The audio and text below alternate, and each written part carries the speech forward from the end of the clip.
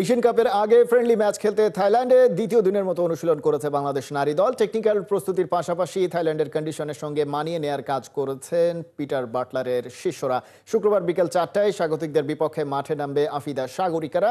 সবশেষ ম্যাচগুলো থেকে খুঁজে বের করা হচ্ছে নিজেদের দুর্বল জায়গা, সেসব নিয়ে কাজ করার পাশাপাশি প্রতিপক্ষ থাইল্যান্ডের শক্তিমত্তা আর দুর্বলতা বিবেচনায় নিয়ে সেভাবেই ফুটবলারদের তৈরি করার প্রত্যাশা কোচিং স্টাফদের।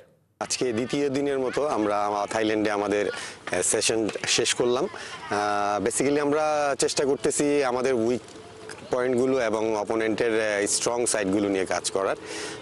আলহামদুলিল্লাহ কোচ যেভাবে ইনস্ট্রাকশন দিচ্ছে মেয়েরা চেষ্টা করছে করার এবং তারা ভালো করছে। আমরাও কোচিং স্টাফ যারা আছি আমরাও চেষ্টা করছি মেয়েদেরকে সাহায্য করার জন্য, তাদের টেকনিক্যাল যে ইনফরমেশনগুলো দেওয়ার দরকার আমরা দিচ্ছি।